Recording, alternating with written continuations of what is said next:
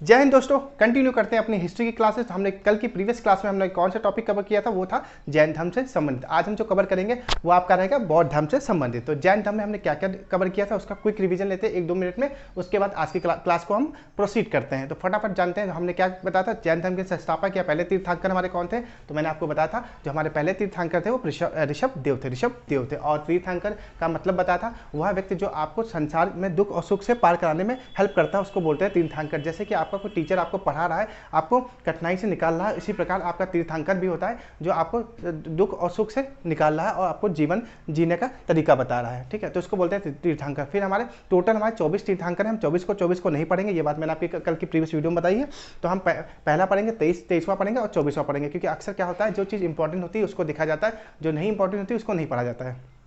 लेकिन कहीं ना कहीं जितने भी हैं मैं आपको PDF प्रोवाइड कर दूंगा, आप वहाँ से जाकर पढ़ लेना, लेकिन डिस्कशन में सिर्फ इंपॉर्टेंट का ही करूँगा। ठीक है, और फिर हमारे जो 23वें थे, तो 23वें हमारे कौन से थे, तो 23वें जो हमारे थे तीर्थंकर वो कौन थे, परशुनाथ थे। 23वें हमारे तीर्थंकर कौन थे, परशुनाथ थे। परशुनाथ को ज्ञान की प्राप्ति कहाँ हुई थी, झारखंड में प्राप्ति हुई थी समेत शिखर के पास। जब उनको ज्ञान की प्राप्ति हो गई उसके बाद वो उस जगह का नाम बदल के परशुनाथ की चोटी के नाम से हो गया था। और परशुनाथ ने 4 चतुराइन की बात की थी।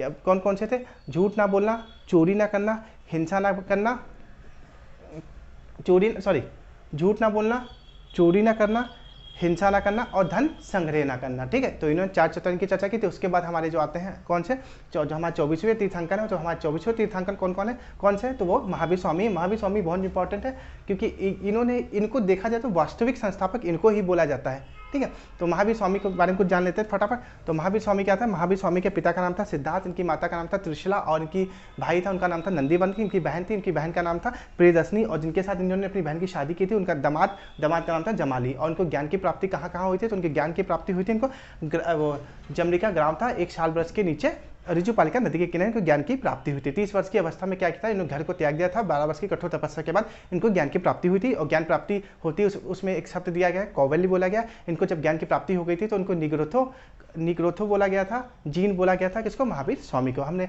आपसे ये भी बताया था कि स्थल भाव, व्रत भाव, स्वयंवर, दिगंबर के बारे में भी चर्चा सब आपको जैन धर्म के अंदर ही है। तो आप एक काम करना, वीडियो ज़्यादा लंबी हो जाएगी, आप मेरा प्रीवियस वीडियो में जाके देखना, प्रीवियस वीडियो चेक करना। जैन धर्म के बारे में डिटेल डिस्कशन मैंने कर रखी है। बस एक टॉपिक छूट गया था, वो मैं अभी साथ के साथ कवर कर रहा हूँ। ठीक है, तो मैंने ये बताना भूल गया था इनके साइन क्या होता है, सिंबल क्या होता है, क्योंकि हर चीज़ का कुछ ना कुछ सिंबल होते हैं, या कुछ ना कुछ प्रतीक होते हैं, या कुछ ना कुछ चिन्ह होते हैं। तो हमारे जो ऋषभ देव का चिन्ह क्या था, ऋषभ देव का चिन्ह था वृषभ का मतलब होता है सार। तो अगर आपसे क्वेश्चन पूछ लिया जाए जो आपके ऋषभ देव थे उनका सिंबल क्या था, तो उनका सिंबल था वर्षभ।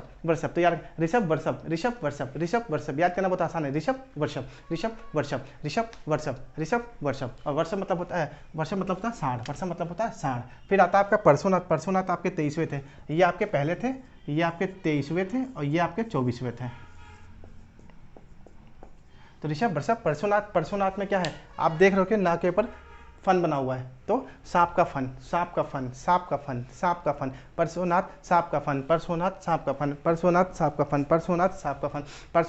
का फन। फिर आपके आते हैं महावीर स्वामी मतलब शेर। तो दोस्तों अब हम चर्चा करेंगे अपने बौद्ध धर्म के बारे में, बताएंगे आप लोगों को। और ये वीडियो आपका 2 पार्ट में रहेगा। ठीक है, तो आज पहला पार्ट पढ़ाएंगे, कल हम इसका दूसरा पार्ट पढ़ाएंगे। ठीक है, तो क्या है, महात्मा बौद्ध जो बुद्ध थे, इनका जन्म कहाँ हुआ था, आपको पता होगा इनका जन्म कहाँ हुआ था। इनका जन्म नेपाल लुम्बिनी में हुआ था। लुम्बिनी कहाँ है, लुम्बिनी आपका नेपाल में हुआ। और कब हुआ था, 563 ईसा पूर्व में हुआ था। 563 ईसा पूर्व में हुआ था। फटाफट आप इसको लिख लीजिए। तो इनका जन्म कहाँ हुआ था, नेपाल लुम्बिनी में हुआ था। महात्मा बुद्ध का जन्म नेपाल लुम्बिनी में हुआ था। 563 ईसा पूर्व में हुआ था। 563 ईसा पूर्व में हुआ था। आई थिंक विजिबल है, मैं देखूं, हाँ विजिबल है। तो इनका जन्म स्थान अगर आपसे पूछ लिया जाए महात्मा बुद्ध का जन्म कहाँ हुआ था, तो महात्मा बुद्ध का जन्म आपका नेपाल लुम्बिनी में हुआ था। हमने आपको जैन धर्म में बताया था। तो जैन धर्म में एक चीज़ बताई थी, उसमें क्या होता था कि एक तीर्थंकर हुए, दूसरे तीर्थंकर हुए, चौथे तीर्थंकर हुए, तो उनमें मतलब एक के बाद दूसरे आए थे। लेकिन बौद्ध धर्म में ऐसा कुछ नहीं था। इसमें सिर्फ अकेले ही जो महात्मा बुद्ध थे उन्हीं की पूरी कहानी है इसके अंदर। ठीक है, तो इनका जन्म होता है नेपाल लुम्बिनी में 563 ईसा पूर्व में। ठीक है, और इनके पिता का नाम क्या था, तो इनके पिता का नाम था शुद्धरोधन। इनके पिता का नाम था शुद्धरोधन। और इनकी जो मम्मी या इनकी माता या इनकी माँ कौन थी, तो उनका नाम था बहुत अच्छा महामाया। महामाया इनकी माता का नाम था महामाया, महामाया। लेकिन बात क्या आती है,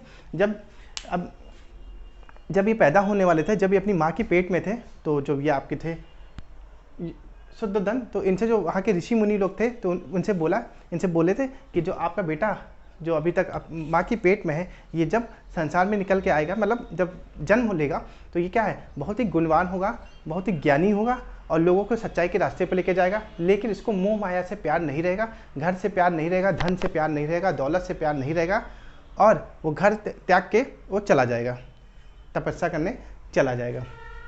अब क्या बात आई, अब जो ये थे शत्रुघ्न, इनके मन में टेंशन आ गई, यार ये जन्म ले लेगा और पता नहीं कल को छोड़ के चला जाएगा हम सबको, बहुत टेंशन में बेचारे आ गए। लेकिन क्या हुआ, जब इन्होंने जन्म लिया अपनी माँ की कोख से, महामाया की कोख से जन्म लिया, तो क्या हुआ, अब पहले ज़माने में क्या होता है, हॉस्पिटल नहीं हुआ करते थे, बहुत पुरानी चर्चा है, आप देख रहे हो 563 ईसा पूर्व की चर्चा है। तो उस वक्त क्या होते थे, हॉस्पिटल वगैरह नहीं होते थे। आज के टाइम क्या होता है, जब महिलाओं की डिलीवरी होती है तो हॉस्पिटल में क्या होता है कि अगर नॉर्मल डिलीवरी नहीं होती है तो चीरा लगा के बच्चे को ऑपरेशन करके निकाल लिया जाता है। लेकिन तब के टाइम में ऐसी कुछ फैसिलिटी नहीं थी, लेबर पेन था, तो लेबर पेन के कारण क्या हुआ, इतना लेबर पेन हुआ, इतना इनकी ब्लीडिंग हो गई, तो इनके शरीर में कुछ बचा नहीं। और जब महात्मा बुद्ध का जन्म हुआ तो उसके एक हफ्ते के बाद ये बेचारी स्वर्गवास, इनकी मृत्यु हो गई। किसकी, महामाया की मृत्यु हो गई, महामाया की मृत्यु हो गई, ये बेचारी मर गई। ठीक है, तब इनकी जो ये थे शत्रुघ्न, इनकी क्या थी, इनकी एक साली थी, मतलब, और शत्रुघ्न की तो साली उनकी प्रजापति गौतमी साली थी। लेकिन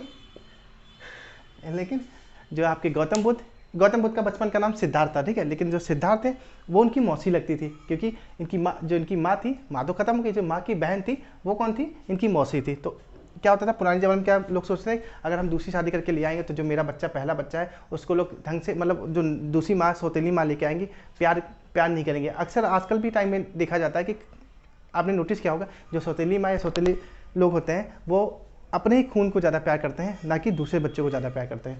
तो इन्होंने क्या किया, जो शत्रुघ्न थे, इन्होंने क्या किया, अपनी साली से शादी कर ली, प्रजापति गौतमी से शादी कर ली। ताकि क्या होता कि जब बहन का बच्चा होता तो बहुत जो दो बहन हो, अगर एक बहन खत्म हो जाए और जो दूसरी बहन है तो उसकी केयर ज़्यादा करती है। ठीक है, तो इसीलिए क्या किया, जो शत्रुघ्न थे गौतमी से शादी कर ली और सिद्धार्थ की ये देख रेख करने लग गई।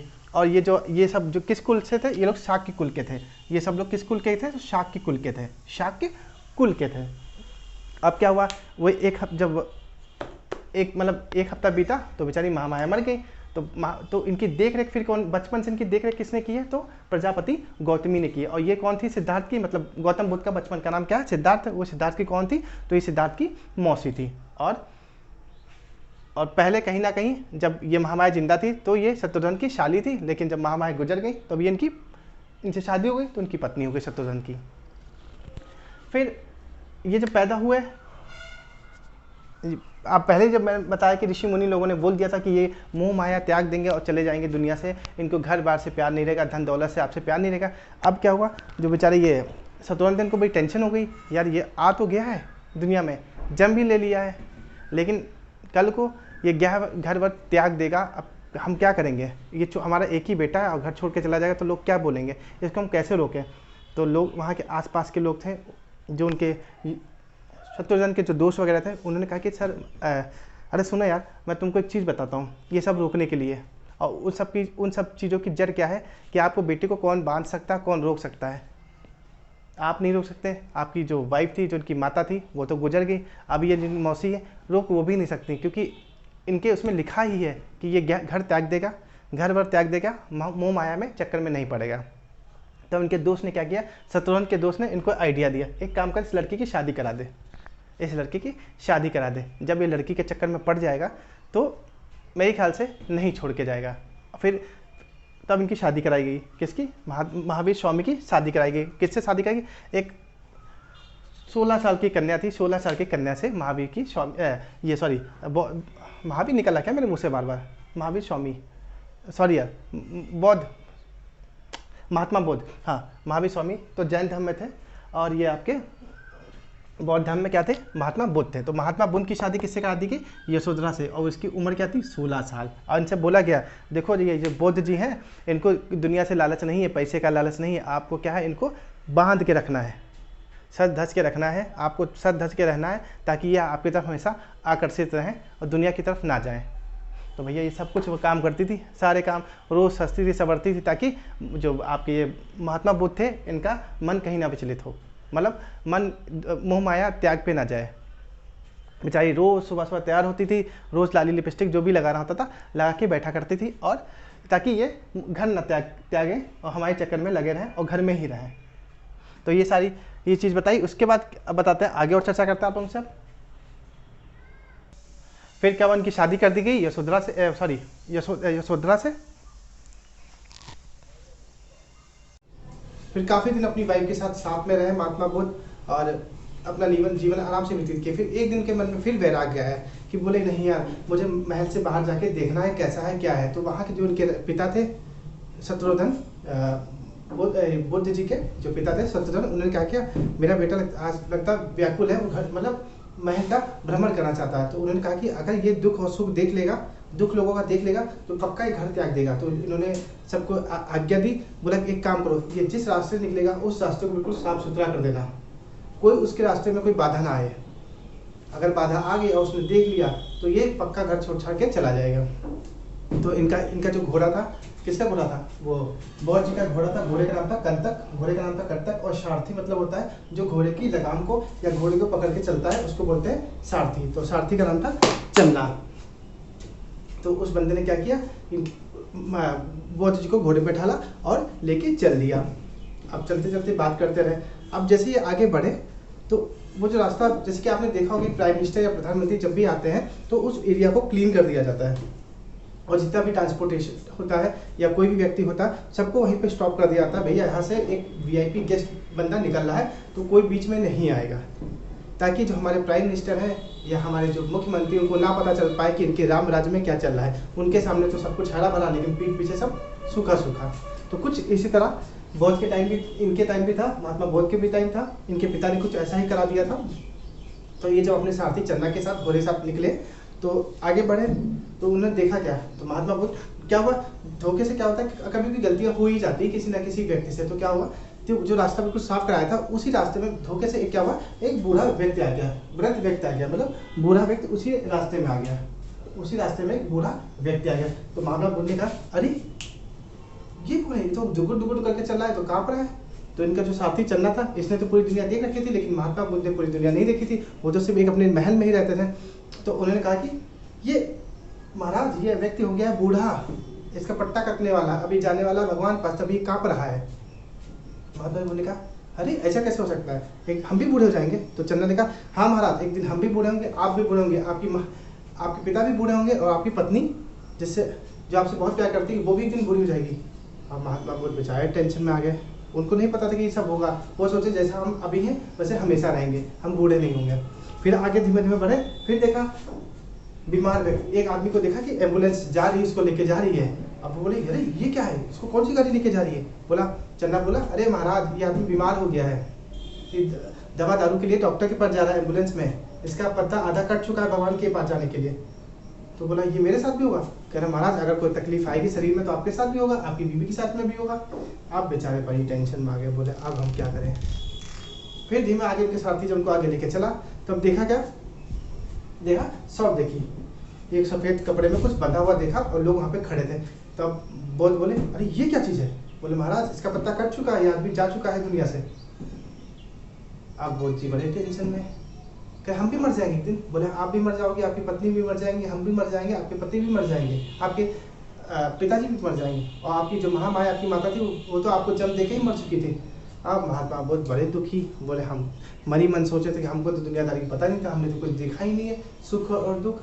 उनको बहुत टेंशन हो गई। फिर ये आगे बढ़े तो इन्होंने देखा एक सन्यासी, एक बाबा को देखा और वो मुद्रा में बैठे हुए थे। अब वो देखे, बोले ये बूढ़े बाबा जी ये बाबा जी क्या कर रहे हैं। तो बोले ये बाबा जी भगवान को ध्यान लगा रहे हैं। बोले ध्यान क्या, वो जो आदमी मर गया था उससे ध्यान लगा रहे हैं। बोले हाँ ये भी बूढ़े हो गए हैं क्योंकि इनका टाइम पूरा हो गया, 60-70 साल के ऊपर हो गए, अब इनका टाइम सिर्फ भगवान की भक्ति में आ गया।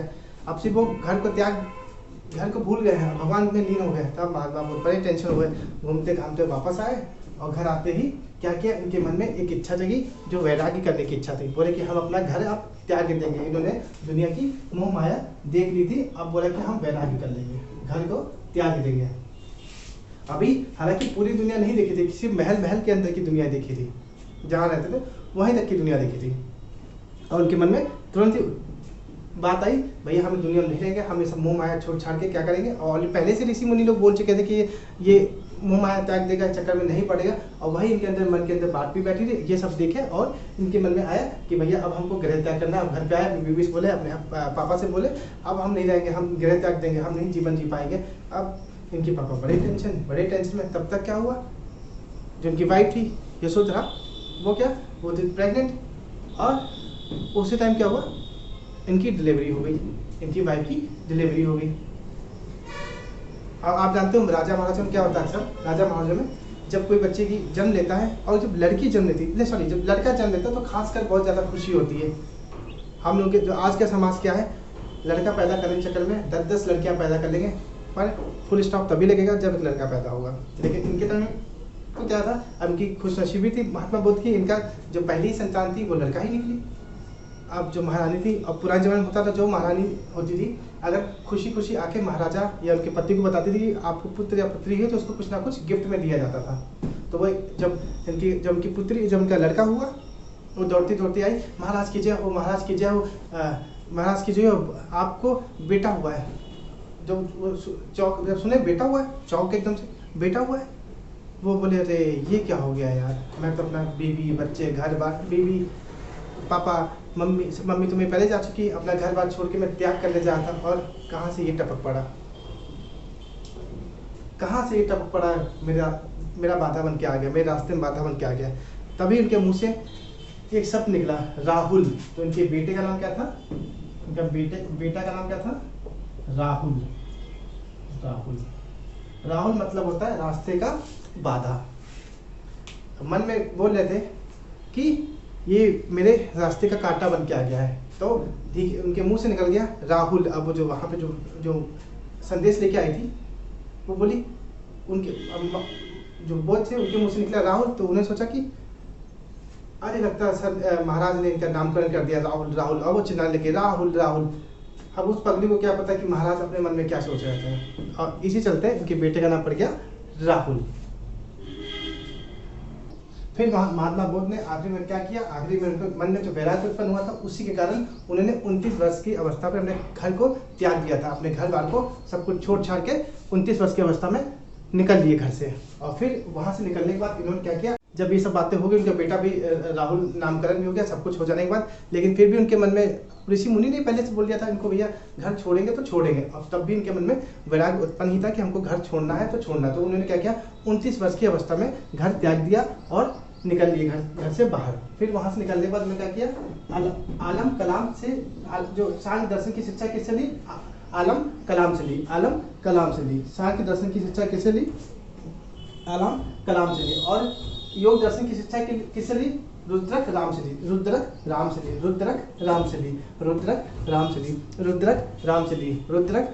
ली। तो उन्होंने सांख्य दर्शन की शिक्षा की थी अलाम कलाम से ली, और योग दर्शन की शिक्षा रुद्रक राम से ली। और सांख्य दर्शन को किसने लिखा था, तो सांख्य दर्शन को किसने लिखा था, कपिल ने लिखा था। सांख्य दर्शन को किसने लिखा था, कपिल ने लिखा था। और योग दर्शन को किसने लिखा था, पितांजलि लिखा था। योग दर्शन को किसने लिखा था, पितांजलि लिखा था। योग आपने देखा होगा हमेशा, योग मतलब वही बाबा रामदेव जो करते हैं। तो योग दर्शन किसने लिखा था, पितांजलि ने लिखा था। उसके बाद फिर इसके बाद क्या होता है, उसके बाद महात्मा बुद्ध ने क्या किया, त्याग किया और उन्होंने अलाम कलाम की और पितांजलि की शिक्षा ग्रहण करी। और उसके बाद इन्होंने क्या किया, अपने 5 मित्रों के साथ अपने 5 मित्रों के साथ कहा, सारनाथ में मृगदाव वन में चले गए थे। और लगभग 6 वर्ष की कठोर तपस्या की थी। लगभग 6 वर्ष की कठोर तपस्या की। लेकिन वो बेचारे तपस्या तो 6 वर्ष को किए, लेकिन उनको कोई फल नहीं मिला था। बेचारे बहुत परेशान हो गए थे। कहते यार, मतलब उनके 5 मित्र और वो अपना जंगल में बैठे तपस्या किया करते थे, लीन थे, कुछ किया करते थे, लेकिन उनको उस चीज़ का फल नहीं मिला था। ना उनकी तपस्या पूरी तरह से ज्ञान की प्राप्ति नहीं हो रही थी। तभी क्या हुआ, इसी वन में क्या हुआ, उनको एक कन्या दिखाई पड़ी। बाकी जितने भक्त थे, जितने भी इनके दोस्त थे, पांचों लोग थे, 5 मित्र, वो सब क्या थे, ध्यान में थे। लेकिन इनकी नजर पड़ी उस कन्या पे जंगल में आते हुए। उन्होंने अपनी आंखें ऐसे खोली, ऐसा आंखें खोली और ऐसे देखते गए, कन्या जा रही थी। तो कन्या ने इशारा किया ऐसे से, तो बेचारे ये उठ के गए कन्या के पास बहुत धीमी आवाज में, ताकि वो मेरे पांचों मित्र जग ना जाए। अब गए तो कन्या ने इनसे क्या कहा, जो महिला मिली थी उनसे क्या कहा इनसे, उन्होंने बोला महाराज किसी भी चीज को या किसी भी व्यक्ति को, ये लाइन लिखिए, इस वन में कन्या इनसे कहा कि वीणा को इतना ही खींचो कि वह टूट ना जाए और इतना कम भी ना खींचो कि वह बज ना सके। कहने का अर्थात यह है, किसी भी चीज को इतना भी मत तपाओ कि वह तप ना सके और इतना भी मत तोड़ो कि टूटे ना। तो कहीं ना कहीं ये चीज इनके जो ये तपस्या करते इससे संबंधित थी। अब उनको क्या हुआ, जो कन्या ने बात बोली थी, ये बात महात्मा बोध के अंदर बैठ गई। इसी कारण इन्होंने क्या किया, इसी बात को सुनकर महात्मा बोध क्या है, ये क्या बोलते हैं, ये तुम्हारा सारनाथ को छोड़ के कहाँ चले गए, बोध गया चले गए थे, गया चले गए। और गया में कहा, गया में वैशाखी पूर्णिमा के दिन एक क्या था, पीपल का वृक्ष था, पीपल के वृक्ष के नीचे, और जो वहाँ पे नदी थी वो कौन थी, निरंजना नदी, जिसका नाम है फाल्गुनी नदी के तट पर इनको ज्ञान की प्राप्ति हुई। तो क्या हुआ था कि इन्होंने क्या किया, सारनाथ में चले गए थे, अपने 5 मित्रों के साथ चले गए थे। वहाँ पे जाके इन्होंने 6 वर्ष की कठोर तपस्या की थी, लेकिन उस तपस्या का उनको कोई फल नहीं मिला था। फिर उनको एक कन्या चाहते हुए दिखाई दी जंगल में। उस कन्या ने उनको इशारा करके बुलाया और उस कन्या ने कहा कि महाराज किसी भी वीणा को इतना भी मत खींचो कि वो टूट जाए और इतना भी कठोर तपस्या ना करो कि वो बज ना सके। तो ये बात उनके दिल में बैठ गई थी। तो उन्होंने क्या किया था, सारनाथ को छोड़ के गया चले गए थे। और गया में इन्होंने क्या किया, गया में जाने के बाद वो क्या किया, वैशाख पूर्णिमा का दिन था, वहाँ पीपल वृक्ष के नीचे बैठ के निरंजना फाल्गुनी नदी, मतलब निरंजना का ही नाम है फाल्गुनी नदी के तट पर बैठकर उनको ज्ञान की फिर उनको प्राप्ति हुई। बाद में उनको ज्ञान की प्राप्ति हुई महात्मा बोध को। फिर उन्होंने गया से क्या किया, गया से शिक्षा ज्ञान प्राप्त करने के बाद ये वापस गए सारनाथ, जहाँ पे इनके 5 मित्र थे। 5 मित्र जो उनको छोड़ के चले आए थे चोरी छुपे से, उनके पास गया और उनको पहला उपदेश कहाँ दिया। तो इन्होंने पहला उपदेश अपने 5 मित्रों को कहाँ पे दिया था, सारनाथ में। अगर आपसे क्वेश्चन पूछा जाए कि महात्मा बुद्ध का पहला उपदेश कहाँ दिया था, तो सारनाथ में दिया था, ठीक है। लेकिन सबसे ज्यादा और किस भाषा में दिया था, तो पाली भाषा में थे। महात्मा बुद्ध के सबसे ज्यादा किस भाषा में थे इनके, तो पाली भाषा में थे। और सबसे ज्यादा अगर देखा जाए तो उपदेश कहाँ दिया, तो सबसे ज्यादा इन्होंने उपदेश कहाँ दिया है, तो सबसे ज्यादा उपदेश दिया है श्रावस्ती में। अगर आपसे पूछा जाए पहला उपदेश तो सारनाथ और सबसे ज्यादा तो श्रावस्ती। लेकिन श्रावस्ती में क्या हुआ, इनको एक ये जब रात में जब वहाँ थे और जब ये सबको ज्ञान थे, वहाँ पे लेटे जाते होंगे जंगल में, उस समय जंगल ही था। तो वहाँ पे एक डाकू मिल गया था, उस डाकू का नाम था अंगुलीमाल डाकू। इन्होंने कहा, डाकू ने कहा उठो, तो ये उठ गए बेचारे। तो बोला कि तुम यहाँ कैसे घूम रहे हो, डाकू ने कहा इनसे तुम यहाँ कैसे घूम रहे हो।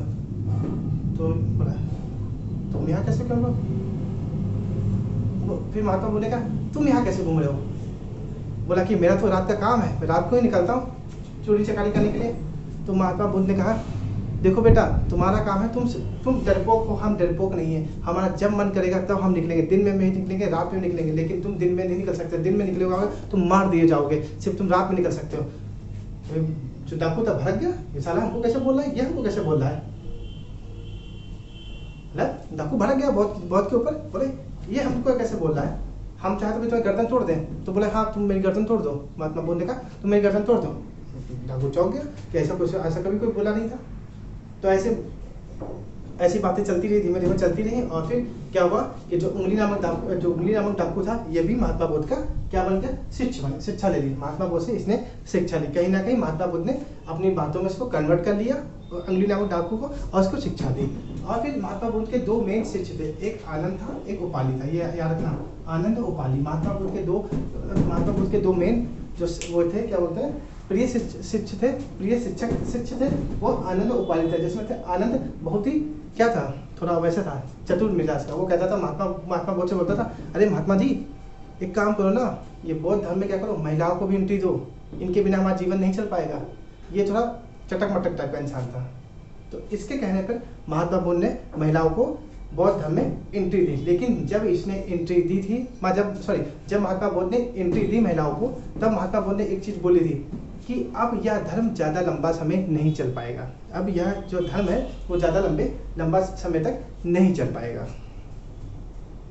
फिर महात्मा बुद्ध ने क्या किया, जो महिलाओं को अनुमति दे दी बौद्ध धर्म में, तो उनकी जो पहली महिला कौन सी थी जिसने बौद्ध धर्म को अपनाया था, तो वो थी प्रजापति गौतमी। पहली महिला थी प्रजापति गौतमी। और दूसरी महिला जिसने बौद्ध धर्म को अपनाया था वो थी अम्रपाली वो बिहार वाली नहीं, अम्रपाली बौद्ध धर्म को अपनाने वाली, बौद्ध धर्म को अपनाने ना की डांसर, ठीक है। तो याद रखना, जो आपकी पहली महिला थी बौद्ध धर्म को अपनाने में प्रजापति गौतमी थी, और दूसरी महिला थी अम्रपाली। उसके बाद महात्मा बुद्ध ने 4 सत्य कथन बोले थे। 4 सत्य कथन कौन कौन से उनको भी जान लेते हैं। तो हमारे जो 4 सत्य कथन है, संसार दुखों से भरा है। जो संसार यह है, ये जो मोह माया है, ये दुनिया है, ये क्या है, दुखों से भरी हुई है। फिर अगला बोला, हर दुख का कोई ना कोई कारण है। ये भैया संसार है तो दुख होने का कोई ना कोई रीजन होता है। आप देखते हो कोई ना व्यक्ति, कोई भी इंसान क्यों दुखी होता है, या तो कोई एग्जाम में फेल हो जाता है, या किसी सब की प्रॉब्लम होती है तभी दुखी होता है, तो कोई ना कोई कारण है। दूसरा आता है, सभी दुख का सबसे बड़ी क्या है, इच्छा होती है। अभी मान लो कि अगर हम एग्जाम में पास हो जाते हैं तो हम दुख होते नहीं होता, तो हर दुख के पीछे किसी ना किसी चीज़ की एक इच्छा होती है। फिर आता है, इच्छा पर नियंत्रण पाया जा सकता है। अगर हमारी जो इच्छा है उस पर हम नियंत्रण पा सकते हैं। तो इन सब चीज़ों को देखते हुए महात्मा बुद्ध ने फिर एक क्या बोला, फिर महात्मा बुद्ध ने 8 मार्ग बताए। वो 8 मार्ग को हम बोलते हैं 8 मार्ग को बोला जाता है इंग्लिश प्रोनाउंसिएशन नहीं निकल पा रहा अभी, अंताष्टकी। मैं लिख देता हूँ 50 मिनट। तो इच्छा पर नियंत्रण पाने के लिए 8 मार्ग बताए थे, जिन्होंने 8 मार्ग की चर्चा की थी। उसको बोलते हैं अंताष्टकी। प्रोनाउंसिएशन नहीं हो पा रहा मेरे से, एक्चुअली मैं इंग्लिश में थोड़ी दिक्कत हो जाती है मुझे प्रोनाउंस करने में कभी। अंताष्टकी आप समझ लेना क्या लिखा हुआ है, ठीक है। अंताष्टकी मार्ग उसको क्या कहते हैं, जो 8 मार्ग को बोलते हैं अंताष्टकी मार्ग कहते हैं। जो भी लिखा आप समझ लेना, ठीक है। फिर इन मार्ग अष्टांगिक मार्ग का मुख्य उद्देश्य व्यक्ति को बीच का रास्ता चुनना चाहिए। जो व्यक्ति है उसका बीच का रास्ता चुनना चाहिए, ना कि ज़्यादा जो बीच का रास्ता होता है वो ना ज़्यादा कठिन होता है ना सरल होता है अपना जीवन यापन करने के लिए। तो उसको बोलते हैं अंताष्टकी। फिर कंफ्यूज हो गया मैं, अभी बोल लेना तब नहीं बोल पा रहा हूँ। अष्टांगिक मार्ग, हाँ। तो महात्मा बुद्ध ने अपने 8 मार्ग की चर्चा की थी, जिसको बोलते हैं अष्टांगिक मार्ग बोलते हैं। और उसका मतलब, इसका मुख्य उद्देश्य क्या था, व्यक्ति को बीच के रास्ते से चलना चाहिए, जो रास्ता ना तो ज़्यादा सरल होता है ना ज़्यादा कठिन होता है। तो आई होप ये बात आप लोगों को समझ में आ गई होगी। बाकी आपका जो सेकंड क्वेश्चन रहता है, मैंने आपको स्टार्टिंग बता दिया ना, वो मैं आप लोगों से कल डिस्कस करूंगा। अगर डिस्कशन अच्छा लगा तो प्लीज़ मेरे चैनल को लाइक शेयर और शेयर करना मत भूलिएगा। आप मिलते हैं आप लोगों से कल के लेक्चर में। जय हिंद।